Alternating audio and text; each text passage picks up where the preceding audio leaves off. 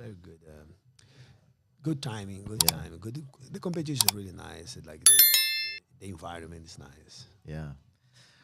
We didn't even talk about the gi, you know, because my favorite times was watching your matches with Shaolin and Leo and Marcia Vitosa, and there was always so much rivalry, you know, Yeah, with some of those guys, you know. yeah.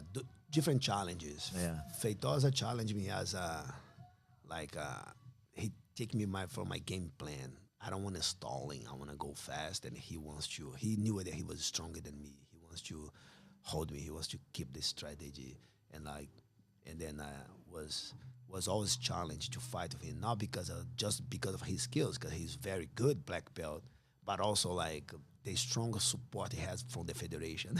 you know, like and that, I think this is one of the things that was super challenge for me fight words competition back at the time, because I look back my four the I fought like I compete 4 times in the over there. My first one was 96. I win. The The second one that I black belt worlds, brown yeah. belt, Brown belt, brown okay. belt number 6. 97 I lose to Feitosa. But and then when I look the tape, I see it's a big head as a referee, so it's unfair. So next year I win Feitosa, and then I look the referee. Oh, was a Parrupinha. So then it's somebody no, impartial. And then later, the next one I lose for Hoyler, and then they'll say, okay, who's the referee? I will check the referee, and then later I check the referee, and it was what is his name? I forgot. I terrible with name, but From Gracie Mata? No. he's they don't Yeah, forget yeah, the yeah. name.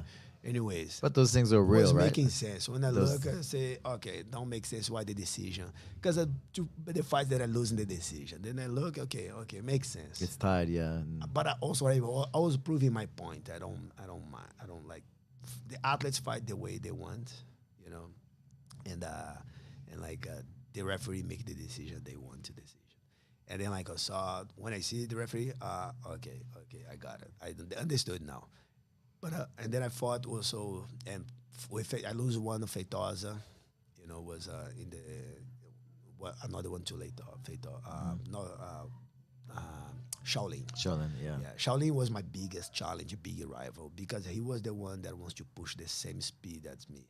So it was like a speed jiu-jitsu. So it was very challenging because he was the reason that I have to train myself. I have to be training because he was always pushing like every battle that we fight, gi and no gi, was always like intense and fast and like a lot of scrambles. A very unpredictable fight. Right, right, right. Yeah. Yeah, I remember those matches there. So put the whole stadium watching, exciting always, everybody on their feet. Yeah, that's yeah, and I think that's what you need. Like I think every athlete, every competitor, Your rivals make a rival to escalate the level of jiu-jitsu.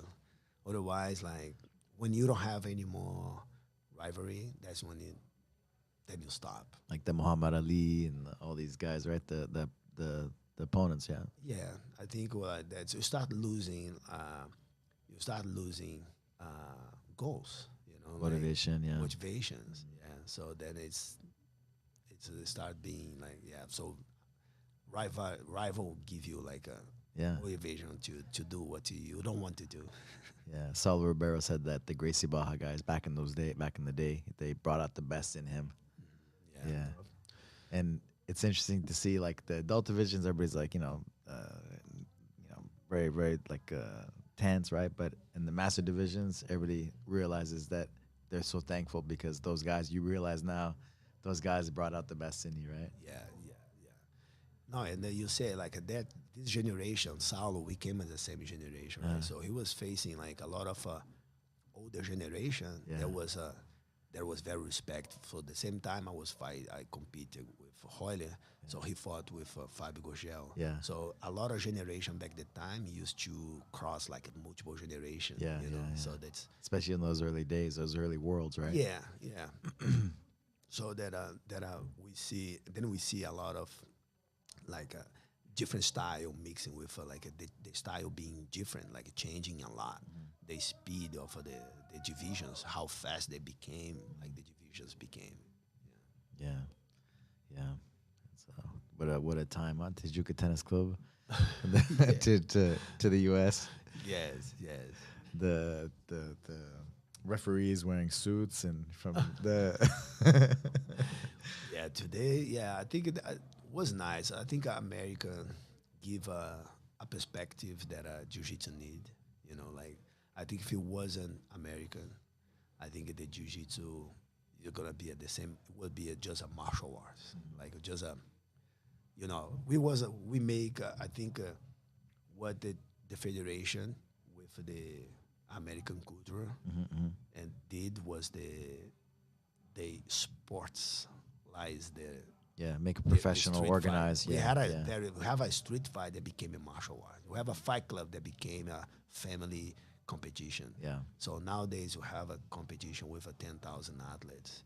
Everybody fighting the bracket and the sides, like you know before. So they pretty make a pretty good job.